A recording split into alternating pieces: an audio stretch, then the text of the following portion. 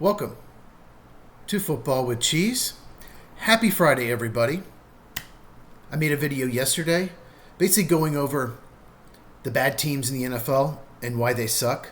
I also went over some analytical stats that I really like true pass rush win percentage, and talked about completion percentage as well, like over expected. So check out that video. I'll link it in one of the boxes at the end if you've not seen it. This video is the NFL preview. There are, I believe, 4 teams on a bye, so this should go quicker, hopefully.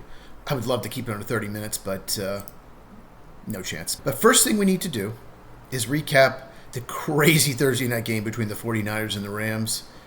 So let's get into it, but first, make sure you subscribe and hit the bell for notification. You never miss a video. And check out every Tuesday night, the Lights Out podcast with me and my co-host Mike.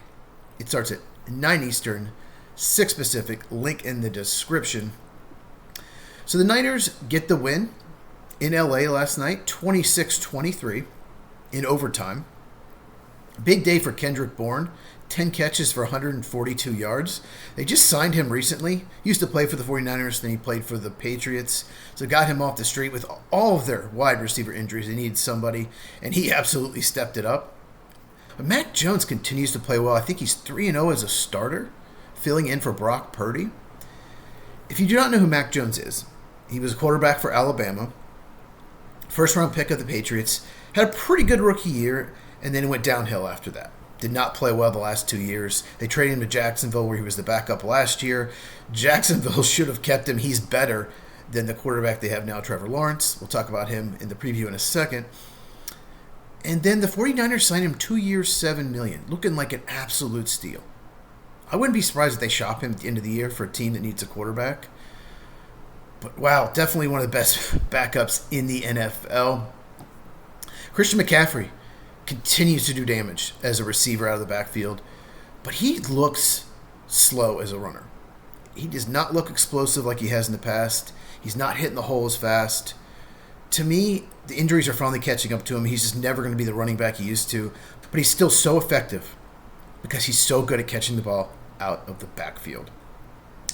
The Rams had a bunch of defensive breakdowns in this game, and they got down 14-0. 49ers went down the field, got a touchdown, forced the Rams punt, went down the field, got another touchdown. Can't get down 14-0. I do not have the stats on teams that get down 14-0, what their winning percentage is, but I'm assuming it's not good, even if they're at home and the better team. But the Rams did not even score until 2:09 to go in the second quarter. That's not good enough, especially with their offense. Puka Nacua, 10 more catches. My God. He's on pace for over 160 catches, I think. That is just crazy. Kyren Williams had a big day receiving. Both running backs had much better receiving than rushing. He had 2 receiving touchdowns. One of them, they just didn't cover him. He's just wide open. It's a big game for him. He's on my fantasy team, so I needed that. He did have a bad fumble. We'll talk about that in a second. But it's 14-7, and the Niners make it 17-7 right before half. But the Rams get a chance for a long field goal, and they miss it. Another missed field goal for the Rams. Bad special teams. Talk about that in a second. So instead of 17-10, 17-7. Yeah, and it went to overtime. But the Rams, they end up tying it. It was 20-14. They end up tying it 20-20. Another Kyren Williams touchdown. And all they have to do is make the extra point, and they take the lead. And he missed it. Another missed kick. That's 4 points he left on the table. Oh, I'm not done. All the Rams' mistakes in this game. Real quick, Tutu Atwell had 2 huge catches. Just want to mention him. He's a deep threat for the Rams. I didn't have him in the notes, but I just remembered. 1 in regulation, 1 in overtime. But it didn't matter. So, with about a minute to go, the Rams are down 3. And Kyren Williams fumbles inside the 5. The 2 or 1 yard line. Gets punched out. Cannot fumble there. Absolutely cannot. And the 49ers go 3 and out. The Rams luckily had all 3 timeouts. Somehow Sean McVay did not waste a timeout. He usually does. Somehow he didn't. So they get it back and tie it with a long field goal. But a touchdown there pretty much wins you the game because you go up 4. You force the 49ers to go get a touchdown. In overtime, 49ers get it first. They go down and kick a field goal. It actually hit the upright but still went in. It was just the 49ers day. But the Rams drive down the field, like I said, hit a deep ball to Tutu Atwell, and they have a 4th and 1. And I love the call going for it. Tie is a loss in the NFL. When Green Bay tied, they lost to the Cowboys. But 4th and 1, run up the middle, that's what the 49ers are looking for. That's what you have to stop if you're a defense. Play action or do some kind of pitch or jet sweep, something, or just pass the ball. You have Puka Nacua and Devontae Adams. Pass the ball. Do something else but run up the middle. 49ers were looking for it, stuff it, game over. I love the fact they didn't try a field goal, but come on. The call was terrible. The Steelers had something similar. They were up 3 late in the game. If you get a touchdown, you win because you're up 2 scores. If you get a field goal, you're only up 6. So I like the call going for it, but they ran up the middle and got stuffed. You got to do something better than that. You got to have a better play call. Run right up the middle. Just awful. Sean McVay was terrible in this game. Let's talk about Sean McVay. I don't think he's a very good coach. I don't. Matt LaFleur, who worked under McVay before he got the job with the Packers, he's not a very good coach either. They're both very similar. Great offensive minds. Great play design. But waste timeouts, undisciplined, dumb penalties, way too conservative play calling. Just some games, like the Packers-Cowboys tie, or like this game, the coach finds a way to lose the game because of dumb decisions. Now, the difference between McVay and LaFleur is McVay has a ring, but he can thank Aaron Donald for that. I just don't think McVay is a very good coach. And the national media will talk about how great McVay and LaFleur are because they're great offensive coaches, but I don't think they're good play callers. And they always have bad special teams. Both teams. Always. So, 49ers. Now 4-1 and 3-0 in the division. Not only 3-0, they've beaten all 3 teams. 2-0 on the road. They've won at Seattle and at Los Angeles Rams. That's huge. With all their injuries. It's like the opposite of last year. The 49ers got off to a terrible start. They had injuries as well, but they found a way to lose every game. They lost every close game. Now they're winning all of them. So 49ers in great shape. They just need to get healthy. Get Brock Purdy back. Get George Kittle back. And they're in great shape. They're in first place by themselves. The Rams are 3-2, and they should be 5-0. They had a 26-7 lead with the Eagles. Got way too conservative play calling. Sean McVay, again, blew that game. Special teams blew it. Same in this game. Missed kicks, block kicks, whatever. Terrible special teams and got way too conservative. So I'm just telling you what I think, but I don't think Sean McVay and Matt LaFleur are good coaches at all. Okay, time for the preview. I know that took a little longer, but that game, I'm grumpy. I'm grumpy because I see the same things that happened to the Rams happen to the Packers, so I'm grumpy. Okay, let's do the preview. Vikings-Browns in London. Vikings, I think, have a little bit of advantage in that they played in Ireland last week, so they just stayed there. They didn't have to travel like the Browns. But here's the problem with the Vikings. The injuries to the offensive line are devastating, and you're going against maybe the best defensive line in the NFL in the Cleveland Browns. Donovan Jackson, left guard. Brian O'Neill, the right tackle, and Ryan Kelly, the center, are very likely out. And the backup center, Michael Jurgens, who's not very good, is out. So third-string center. Andrew Van Ginkel, pass rusher, is also out with a neck injury. I think he's on IR.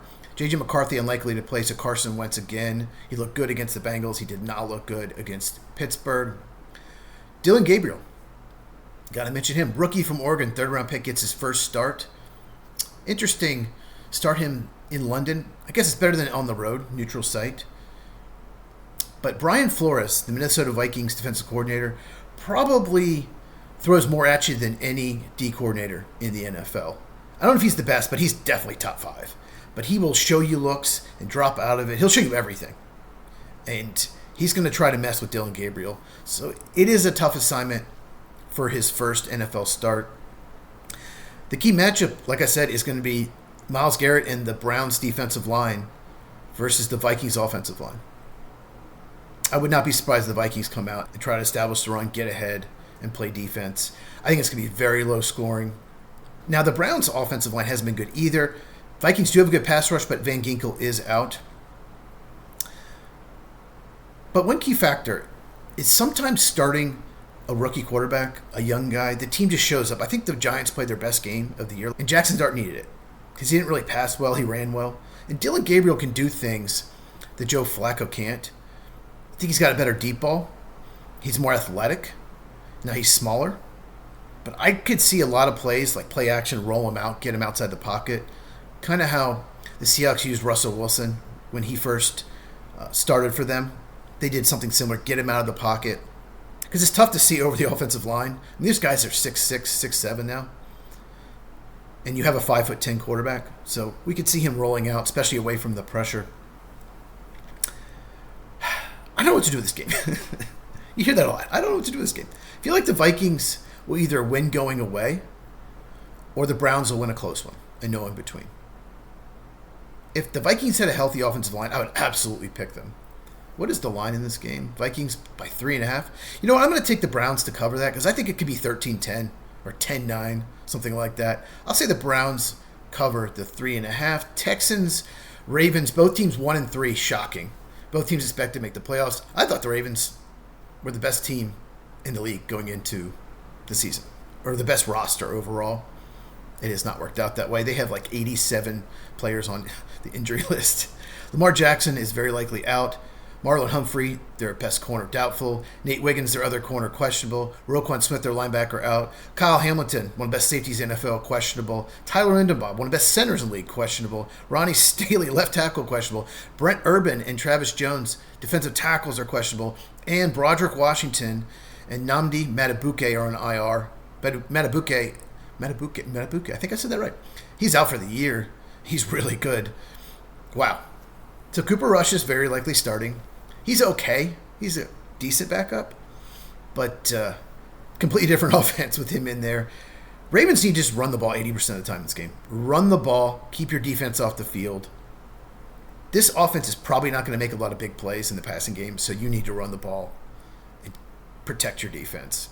Now, the Texans' offensive line sucks. Absolutely sucks. We talked about them in the video yesterday, so make sure you check that out. But the Ravens' defensive line, like we just said, is banged up, and they don't rush the passer well. So this might be a good matchup for the Texans. And they found a running game with Woody Marks last week, and he's very good at catching the ball out of the backfield. Look for him to lead them in carries over Nick Chubb this week again. And the Texans need to keep featuring Nico Collins. They still haven't done enough, and they need to play the rookies.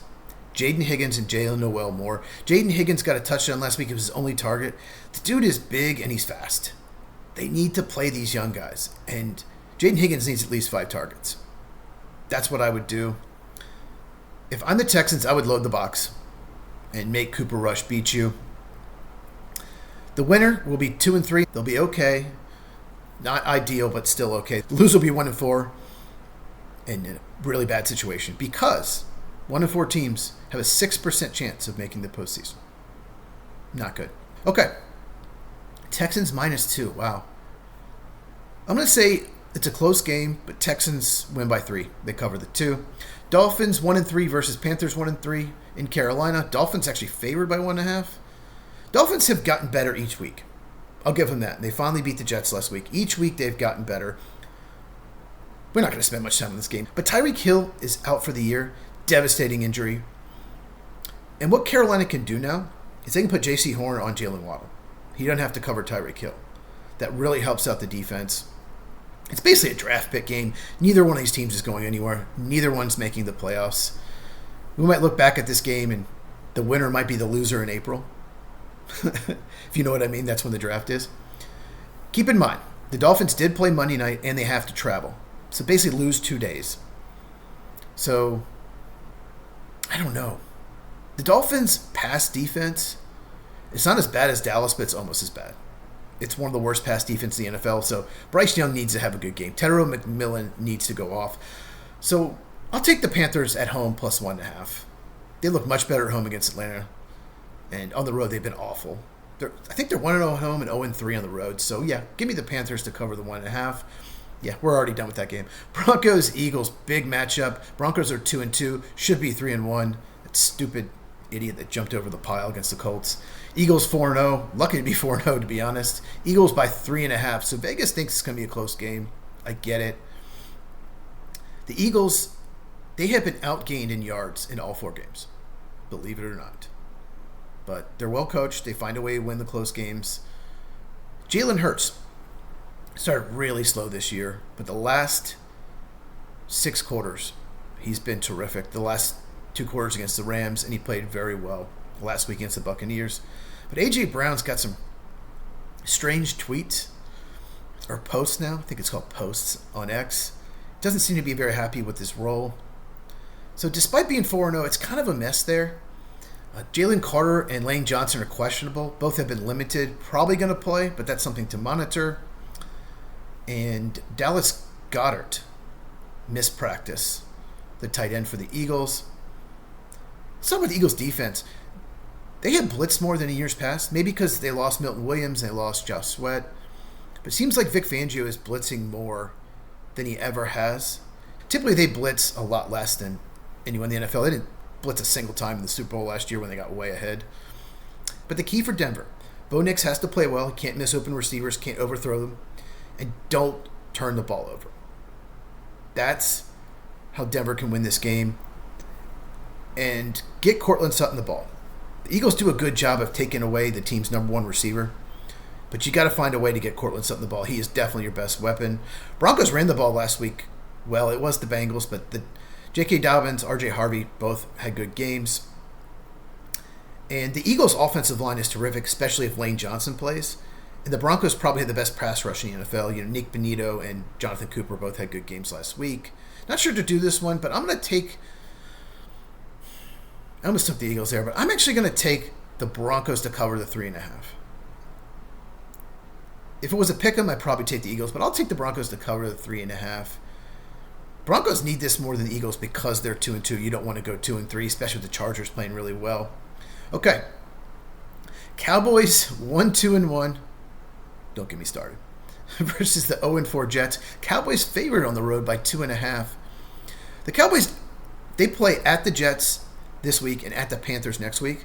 I feel like they're going to win one of those and lose the other, but I don't know which one. I don't know if it's this week or next week. But Dak is playing great, playing like an MVP candidate. He's handling pressure better than any quarterback in the NFL. 70% completion percentage under pressure, and he was, I believe, 12 of 14 last week against Green Bay. At least that's what I charted. But the O-line stinks and the defense stinks. The defense gives up so many deep balls. I don't know if you watched the Giants game, but Russell Wilson was just chucking down the field and the receivers were catching it against Dallas' defense. They could be the worst pass defense of all time at the end of the year. We'll see. That's why Dak should be MVP. But he won't be because they won't make the playoffs. But CeeDee Lamb still out. Tyler Booker, the right guard. Malik Hooker. Booker and Hooker. The safety are all out, so that hurts. So Justin Fields, the quarterback for the Jets, he's been good at times. He's made some highlight plays, but overall not so good. I'd say below average for the year. I thought he'd be better than this. I thought the Jets had a chance to win 8 or 9 games. Not going to happen. But I expect their defense to be better, and I expected Fields to play a little better than this. He made 2 unbelievable plays against the Dolphins, but they still lost. But the Jets' defense is disappointed, especially with adding Aaron Glenn as their head coach. But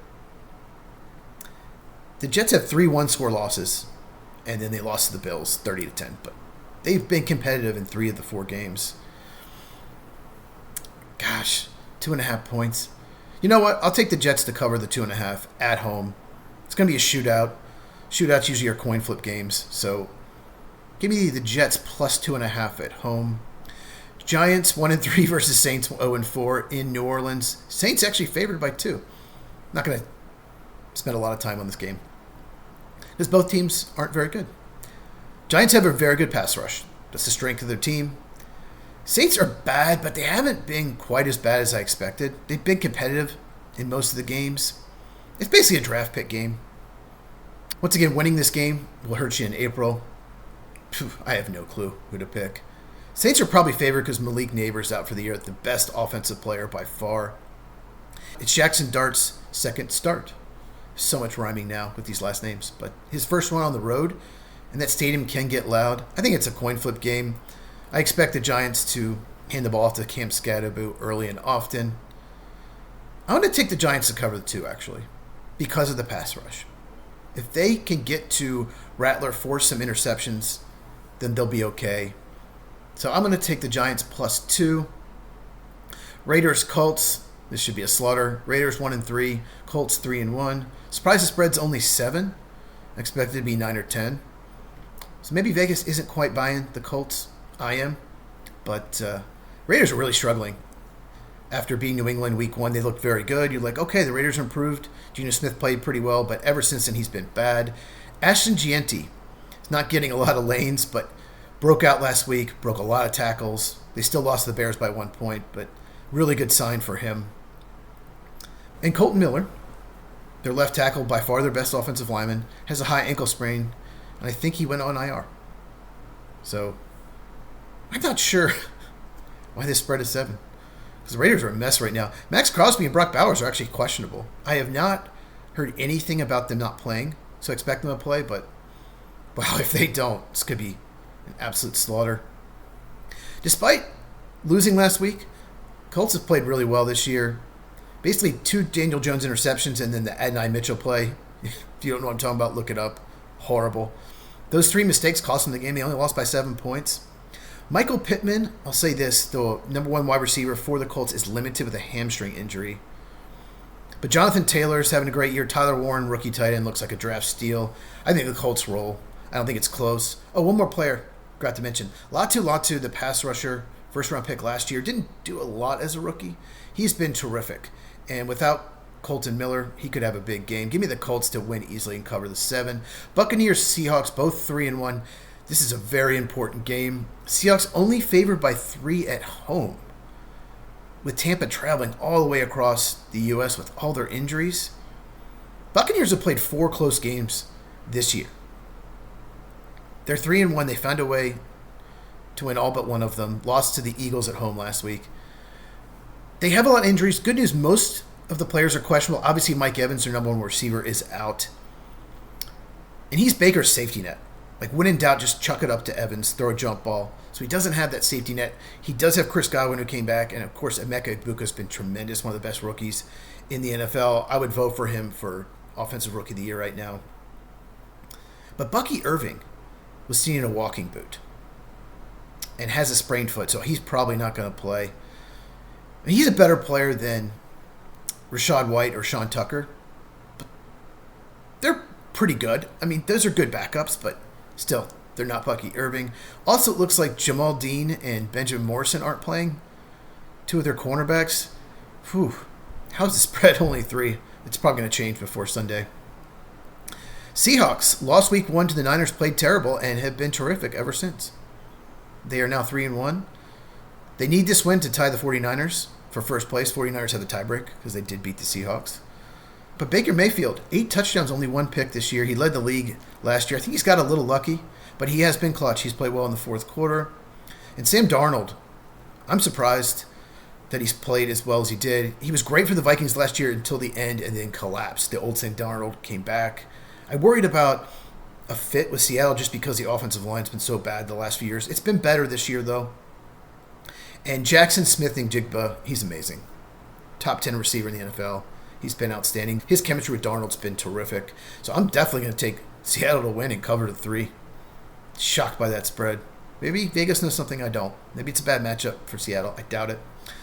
Titans, Cardinals. Not going to spend too much time on this. Titans are just terrible. They're 0-4. Cardinals 2-2. Poor Cam Ward. First overall pick. He has a bad O-line and not very good weapons. Calvin Ridley hasn't looked good. Kevin Zeitler, the right guard, and J.C. Latham, the right tackle, are questionable. They didn't play last week. Okay. Right in the middle of Titans-Cardinals preview, the fire alarm went off at the apartment complex I live in. There's no fire. They're just doing construction, and some idiot set it off. So I don't know where it was. But, yeah. We're talking about, I think, the Titans' offensive line. Their defense is decent, but the offense is so bad that it makes the defense look like one of the worst in the NFL at times.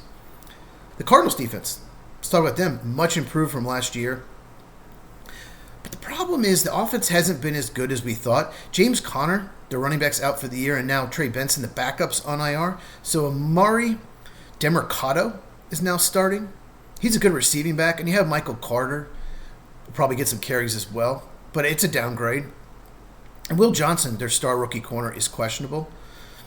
Now, Trey McBride is a stud tight end for the Cardinals, but Marvin Harrison Jr., 4th overall pick in 2024 draft, he's coming off the worst first half I think I've ever seen a receiver have. Cost them 2 interceptions, basically cost them the game against the Seahawks as they lost by 3. But he played much better in the second half. The Cardinals aren't making the playoffs this year unless Murray and Marvin Harrison Jr. get on the same page. They've got to find chemistry. They've got to find a way to connect. It's the only way the Cardinals make the postseason, and if they do, I think they will, because the defense is much improved. I think they could be a wild card team. Cardinals by 7.5. I picked this in Survivor. Maybe it's an omen with the fire alarm going off right in the middle that I should switch it, that somehow the Titans are going to upset them. Hell no, they're not. I'm taking the Cardinals minus 7.5 to cover. I think they're going to win easily. The Titans are just so bad. Okay. Commanders, Chargers. Commanders are 2. Redskins. Redskins are 2-2. Chargers 3-1. Chargers only favored by 2.5. Well, the big story here is we know Rashawn Slater is out for the year, their left tackle. And then Joe Alt, who was a right tackle, he moved to left. He has a high ankle sprain, so he's missing multiple weeks. So they have 2 backup tackles in there. That could be a problem. And it was a problem against the Giants' pass rushers last week, but the Redskins don't have a great pass rush. So I don't think it will be a huge issue. Look for the Chargers to run the ball a lot with Marion Hampton, who's off to a really good start. Had a great game last week. Maybe some quick throws, because the Chargers do have a good receiving core. And Washington struggles in coverage. Their cornerback room is pretty bad. So I think this is the team you want to play if you have the offensive line injuries. Hopefully for the Chargers, Joe Alt can come back sooner rather than later. So I'm surprised that it's only 2.5. I would expect it 4 or 5 points. But Jaden Daniels should be back for Washington. Problem is, Terry McLaurin and Noah Brown are not playing. Yikes. Terry McLaurin is by far their best receiver. Noah Brown's their number 3 receiver.